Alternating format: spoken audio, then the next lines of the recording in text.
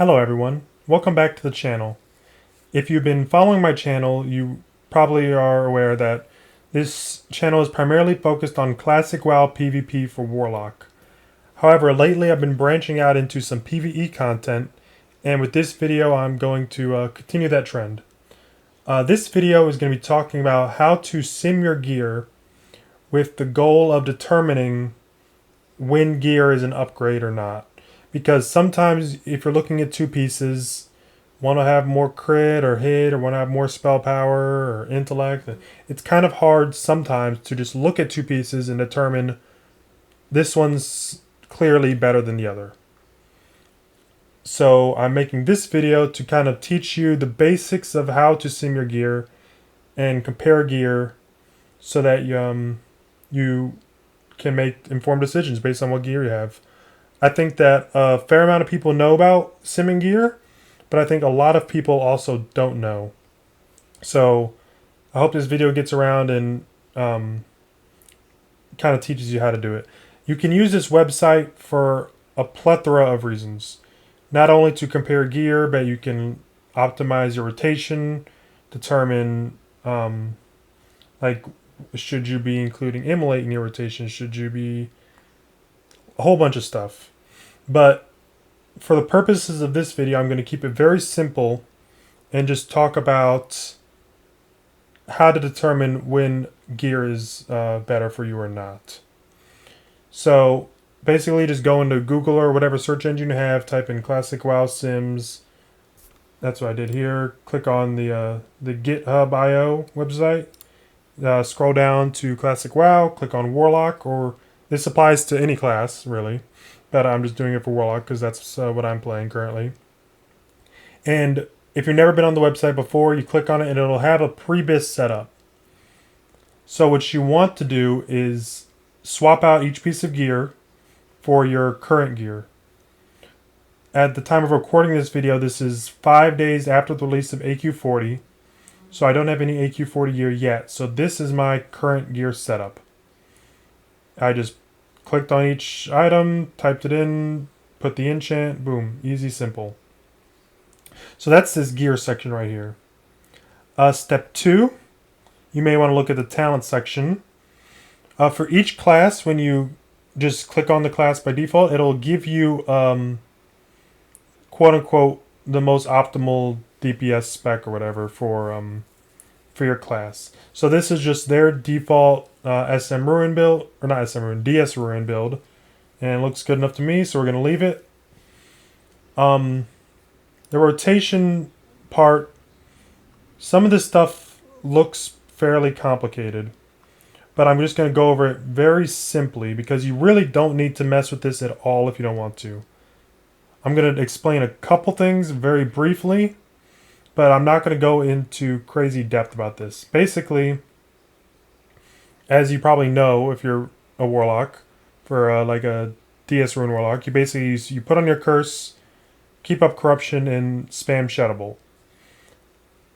Some things that this sim is doing is Shadow Bolt is the default, but like if you look at this for like Searing Pain, it says if compared time remaining is less than 3.5 seconds, you'll be casting Searing Pain instead of Shadow Bolt, because like Shadow Bolt has a 2.5 second cast time and travel, so you may not get the Shadow Bolt off in time when the boss is at like 3% or whatever and it's about to die. So that's what this Searing Pain is about. And same as Shadow Burn, instant cast, no travel time.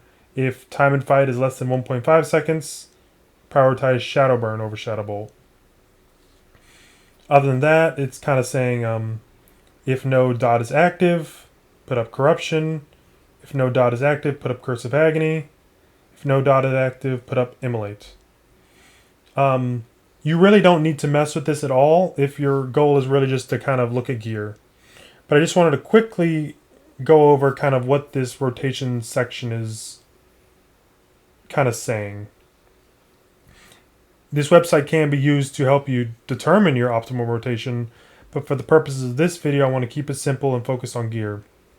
So all I'm going to do is, just to make it as accurate as possible, I'm going to remove Curse of Agony.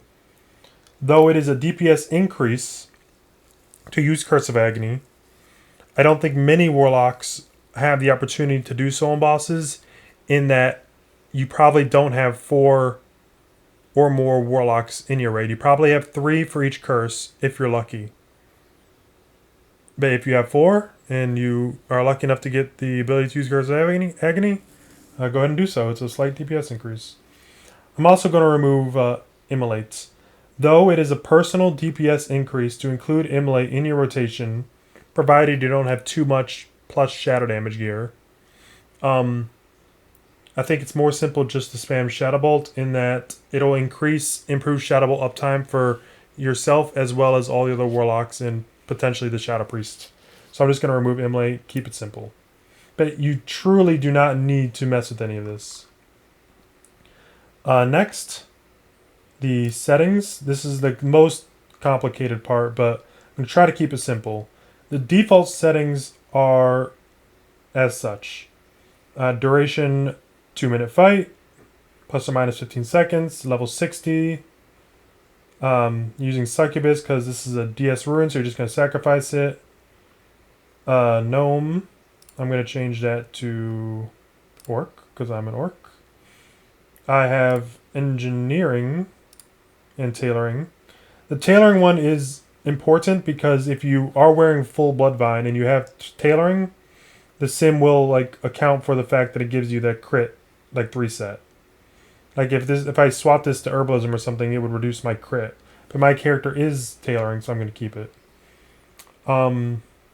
Potions, we have Demonic Runes, Major Mana Pots, we have Flasks, food buffs, elixirs.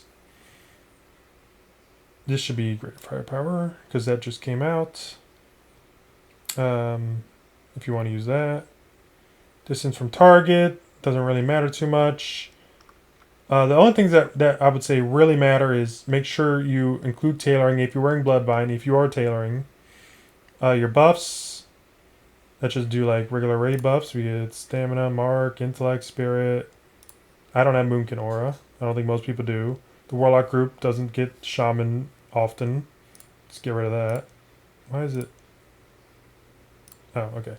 Anyways, world buffs. Let's give ourselves full world buffs minus Dark Moon because we don't really get that all that often. Improve Shadow Bolt. Before I click on that, I'm just gonna do for my guild situation. We do not have a Shadow Priest, unfortunately. I'm begging the raid lead to give us one, but he will not. No Shadow Weaving, unfortunate. Curse of Wreck, of course. Warlock curses. Yeah. So I put Curse of Shadows, even though we have elements as well, but because we're spamming Shadow Bolt pretty much. So I put that there. Proof Shadow Bolt. Shadow Bolt crit. So looking at my current gear, it says like 33% crit. So I'm going to put the 33 right there, just to try to keep it accurate. Amount of Warlocks using it. We have 3 in our guild.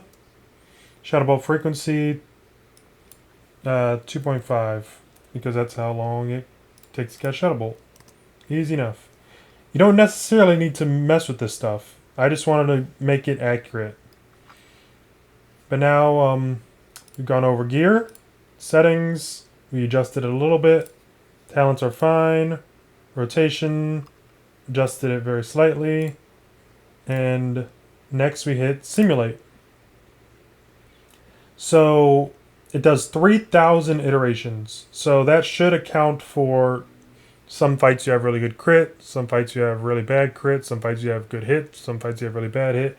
This is doing the fight 3,000 times. The average DPS, 822. I even like to hit it a few times. 821, 823, 823, 824, 821. So you can see it's hovering between that 821 to like 824. So if you want to compare gear, which is the purpose of this video, like for instance, I used this a few weeks ago because I wasn't sure if Briarwood Reed was better or worse than the crit trinket, 2% crit. it may not be super obvious when you just look at the two items. One's 2% crit, one is 29 spell damage. Which one's better? Let's see what happens when I swap over to Eyes of the Beast. Now remember, it was at 821 to like 824. 815, 814, 817, 814. So it appears that Briarwood Reed is in fact overall, on average, better than the Crit Trinket. Get it back, 822. Another thing I was curious about was, well, in my current gear, I only have 6% hit. Pretty low. Because I don't have Nels tier. I don't even have ZG offhand. I've run so many ZGs. I'm exalted without any turn-ins. I've still never seen the offhand. Unfortunate. So I was thinking, well, what about the ring set from ZG? Those are pretty good. Zanzel's Seal. Zanzel's Band.